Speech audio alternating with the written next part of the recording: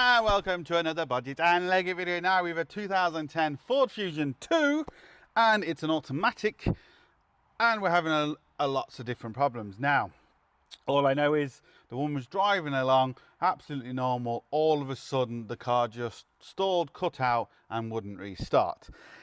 Now she's had it home for a few weeks because I think she was debating whether to get a newer car or sell it or keep it or whatever. Also, a couple of weeks before this happened, a light keeps coming on the dash saying rear door open, and obviously then it says gearbox transmission malfunction and starts flashing and stuff. So it got brought to me on the back of a recovery lorry. I think a few other people looked at it, I'm not sure, but essentially it started for me off the recovery lorry. So we need to recreate the problem, and we're going to use the old diag gun. Going to use a screen record on it, and we're going to see what happens now. So foot on the brake, here we go. Transmission malfunction. Will it start? No, won't start. Let me get you in on that. I hope you can see that. What it was doing to me before though, this was flashing on and off. Kept saying transmission malfunction, then it showed you the N, then it showed this was flashing, the little gear light was flashing, but that's not doing it now. But it's not starting now. You can hear the fuel pump come in, but it's not starting. Now it says N, oh now it's, okay, yep, there we go. So that's our problem. So what we're going to do, we're going to do a screen record, so you'll be able to see what I'm seeing.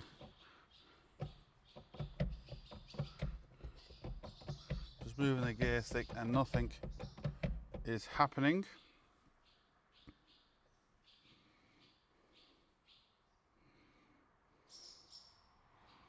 So we're going to go to transmission control module.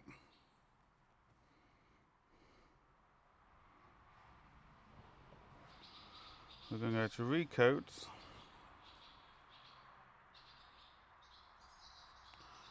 Now we've got clutch position sensor. Now this being an automatic, obviously we're going to have, something to control the clutch and to control the gears. So I just want to go, before, like I said, this was flashing and it's not doing that now. So we'll go to stream data. I want to see, does it think it's in gear? Does it think, what do we have to?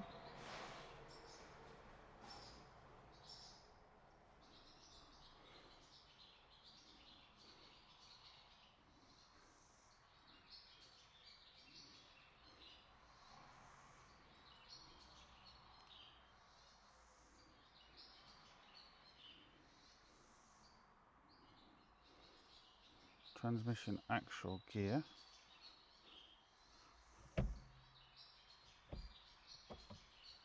All right, so it's recognizing the actual gears. I'm moving the gears now, and as you can see, gear position drive, neutral off. So when I go into reverse on, neutral off, neutral on, reverse. This is in now drive. Can we select the gear? And then automatic. Right, so that, oh, and it's saying the transmission is in neutral. So it's recognizing the transmission is in neutral, but I can't hear it selecting. So if it's saying clutch position fault, I'm guessing it obviously needs to press the clutch down. When I press the brake, I should be able to then select the gear, and I should be able to hear it kind of clunk into gear. So I can't hear that. So let me go to the front of the car and see what we can see. So it thinks it's in neutral. So you would assume it would start because it thinks it's in neutral. But obviously the clutch isn't actuating. So I'm guessing it has to kind of go through a self-test first. Maybe the clutch goes down. It's realized it hasn't gone down. So now I know we can do like a relearn for our clutch, but I don't think that's the issue. So let's go to the front and see if we can see anything. Now we don't get, well, I don't get many automatics in, and what I can kind of see, just move this out of the way maybe.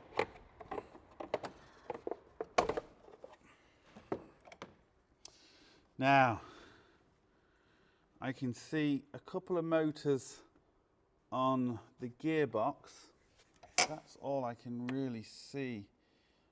Is that a motor there? This must be the TCM. So what we'll do first is we'll just do the old wiggle test. Okay, it's still saying transmission fault. I know you're not going to be able to see me, but all I'm going to do with the TCM is just wiggle the connections. I'm just going to tap the motor. So I've got a very small pin hammer. I'm just going to tap the motor, see if anything happens. I don't know if the motor's stuck or sticking or...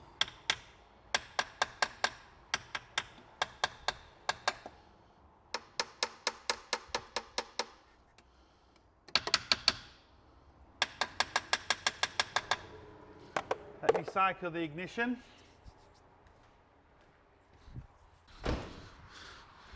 Okay, nothing happened there. Just going to turn the ignition off, just tap it again. Do the old wiggle test.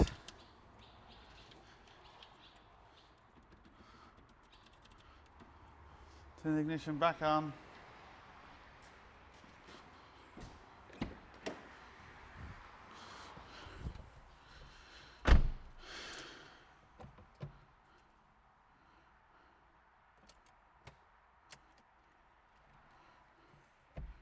Aha! Can you hear that? Boom! It started. Right. It started. So, we definitely have an issue with that TCM or motor on there. Because all I did is give it a few little love taps. Alright, let's just turn it off. And turn it back on again. I haven't reset any of the codes. I haven't done anything like that. Now, no lights come on. If I press the clutch down and actually put this into reverse, hopefully you can hear that. It's actually selecting the gear for me and it's making like a thud.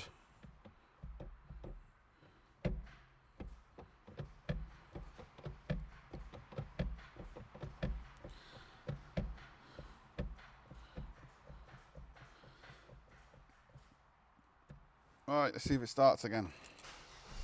There we go. There we go. Making a thud again. Go into gear. We can select second gear and first. Fully automatic. Neutral, kind of Tiptronic again. I can hear that thudding all the time. Okay. What we need to do is we need to get this on the lift and we need to see what's going on with them. Have we got a loose connection? Have we got, I don't know, let's just see. Right, so we've kind of, well, we have recreated the problem. A few little love taps with a very small hammer and it seems to have kicked it back in. Now, I was kind of hitting it and I did wiggle the wires, so what I did, I don't know. That could also explain why when it came off the back of the recovery lorry that it actually started, because maybe the bouncing and stuff of the recovery lorry as it was coming down here maybe did something to it and kind of thingied it. But what we're going to do is, it looks like, I could be wrong, but it looks like we have obviously a control module, which is our TCM for our gearbox. And then we have two motors on the gearbox, which I'm just presuming are for changing gears. And then we have what looks like another motor bolted onto the TCM, and underneath, coming out the motor, it looks like there's a pipe, which is the hydraulic clutch. Again, I'm only guessing from the top. And the hydraulic clutch is worked by another motor. So what I'm presuming is, as you start the car or put it into gear, as you put your foot on the brake, obviously it must do some sort of self-test. Maybe it quickly presses the clutch just to see if everything's okay. And when it was doing that before, the clutch wasn't engaging, so maybe it knew on the sensor and it threw up a code. Because when we looked in the live data, the gearbox was in neutral, so it wasn't as if it was stuck in gear and it says I'm not starting. The gearbox was in neutral, which is always good to look at the live data, because that'll give you a way to go. If it's stuck into gear, an automatic won't start. And sometimes, you know, you could have just parked it and the way you turned it off, it could have kind of stuck into gear. And sometimes you can actually rock them and it comes out of gear and it's not an issue. It's just the way you kind of stop the car. And I didn't know if that was maybe an issue here, but as we can see, it's in neutral. So, and when I'm moving the gear stick, I can physically hear a clunk and I can see it on the live data and also on the dash it going into gear. So I'm not really concerned at the minute about the two motors on the gearbox. I'm concerned about the clutch motor. I think it's a clutch motor, we'll see. And maybe that's an issue. It's just not always, you know, pressing the clutch in. That's what it looks like. We're gonna get it on the lift and we're gonna see, sort it. Right, this is what I don't like to see. I can see clips taken out and I can see what looks like new tape wrapped around here. So that means someone's been at this before, which is always a bad thing because you don't know what they've done or what they haven't done. Now this looks to be actually fairly quite clever. It looks to be, I could be wrong, but it looks to be more or less the same gearbox, and Ford have just stuck a load of motors on to turn it into an automatic gearbox, which in some ways is quite clever because a lot of automatic gearboxes are controlled by solenoids and stuff like that, and when they go wrong, they're internally in the gearbox, and they're basically, you need to take it to a specialist to get it reconditioned. With this, if we've got motor issues, well, hopefully we can just buy a motor. So actually, in some ways, it could be kind of a cheaper fix. So yeah, I kind of like that. But what it looks like is with the two motors on the gearbox, which is here, and we've the TCM and a motor bolted on the side. But what's coming out of what looks like the side of the motor must be some sort of gear up there pushing on a pin, I'm guessing. This is the clutch reservoir here.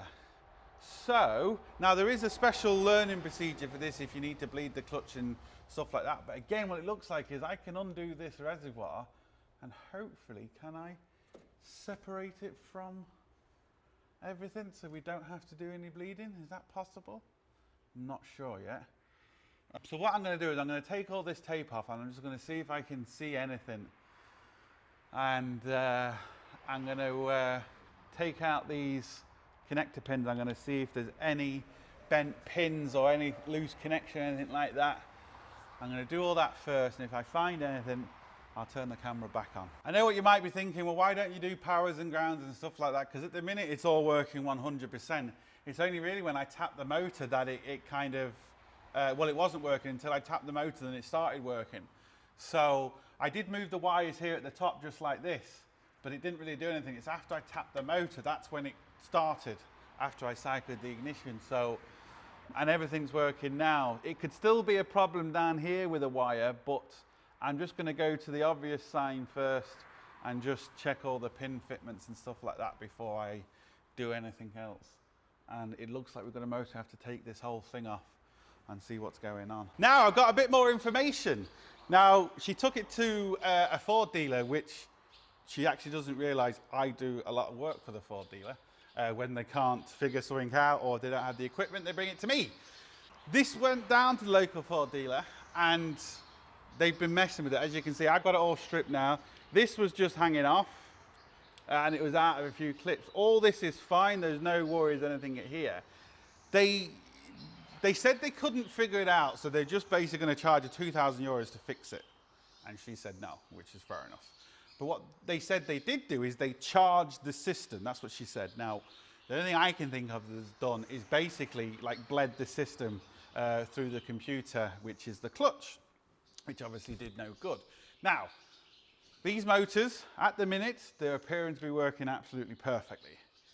This one, on the other hand, which you just can't quite see, just there, is our clutch. So what I'm going to do is, I'll obviously tape all these back up properly, but I'm going to take off this unit here. I can't really show you because it's awkward, but what it looks like is there's maybe two or three 10mm bolts at the top. And then there's this thing here, which is the clutch, which has got safety screws on, which I'm going to take out with splines. So basically it's got a hole in the middle. I'll show you the tool. So like I said, I'm just going to get this off. It's a T40 torque. Now that's a normal torque. You can see there's no hole in it. And when you come to a security one, you can see there's a hole in the middle. Now you do have to be careful because these obviously are a lot weaker, and we can get that in there, turn that off. And that means if you're doing it yourself, well, I'm thinking at the minute, I don't know yet, I'll tell you, that we shouldn't have to do any bleeding. So if you've got no scan tools, you can actually take that off, and the system should still be basically contained. What I'm guessing is in here is essentially there's going to be kind of just like a normal clutch slave cylinder, and the motor pushes it down. So as long as we don't, take out the actual pipe, the system should be still closed. So I'm going to whip off that, we'll get it on the bench and we'll see what's going on. Okay, I got it off and I was right. As long as you take these two security bolts off at the bottom. Now there is another pipe coming up from the top, but that slave cylinder is now still inside the car. So there's a 10mm bolt, where are we looking? Kind of at the side and at the top. Sorry, here there's a 10mm bolt here, there's a 10mm bolt there. That just slides out. There's our connections. And just like I thought, inside there is like the pin I thought it would be. This obviously spins round and pushes down, which pushes down on the clutch. So it's kind of the way I thought it was going to work. As you can see, them pins look absolutely perfect. Now we've got more security bolts to separate the actual motor from the TCM, and hopefully, I don't know if there's wires or if there's connections, because obviously this needs to be powered, so I don't know exactly how that works yet. Are we going to be able to separate it without doing damage? Hopefully. If there's water in here, we're kind of in trouble because it's going to most probably need a new TCM then. I don't know. Is the motor seized? I just don't know yet. So let's crack this bad boy open and we'll see.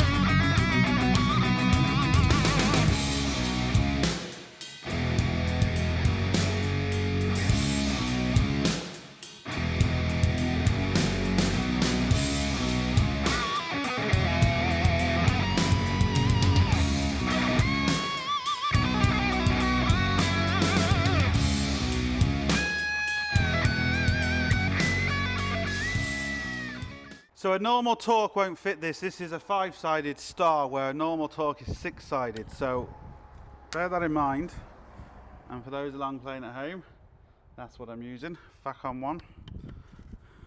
Now I don't know, is there a daughter board on this? Is it pinned in to the main motherboard? I don't know. Will this come off?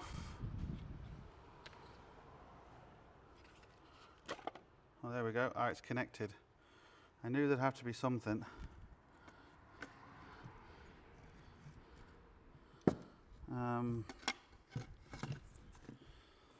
There's no water ingress, which is obviously fantastic.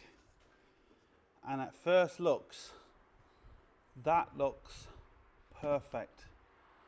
There doesn't appear to be any problem. Now that doesn't mean we don't have a dry solder joint underneath or something, but from first glance, can't smell anything. Does this come off? Is that? Oh no, that's actually soldered in, so that's not going to come off that side. Will it come off this side?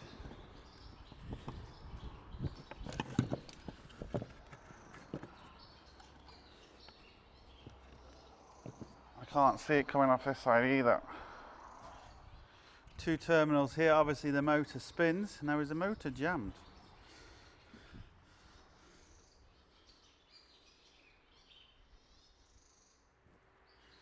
I can't see a way of taking off this, and I'm presuming this should come off, because how else would you put it together?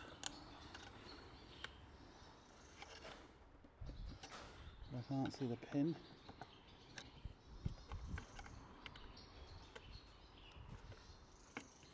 Is that it there? Oh. Right, let me figure out how to get this separated, and then we'll turn the camera back on. Okay, I figured it out. It's very simple. Push down this all the way. Boom, it comes out. So we can actually now, theoretically, test this motor. But we can also test the wires on the board, make sure that. But that visual inspection looks okay. So what I'm going to do now is, the 2 thicker wires normally are the power and the ground to the motor. You can see a red and a black there, which corresponds to the 2 outside ones. So technically we should be able to power this motor, but before I do that, I want to take this off and see if there's anything that's not great or not proper. And of course that is a proper torque now, is it? Yeah. So let me get the right size for that, and we'll take off this cover.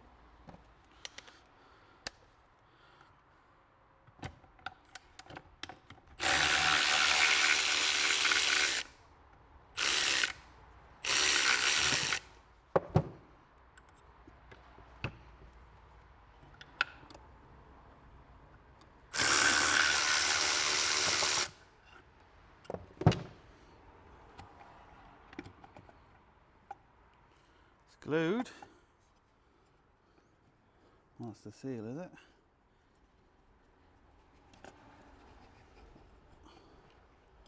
Oh, ho, ho, ho. Boom! We're gonna stop it there. Yes, I know, I'm a dick. But anyway, I think the video is gonna be too long for you to kind of enjoy it. So I'm gonna split it into 2, but you'll see up here, the car is driving perfectly. So, this is the diagnosis video, and the next video is going to be the fix. It won't be too long in coming out. I just want to split it up like I said. So there we go. Stay tuned and find out exactly what's wrong. Sorted.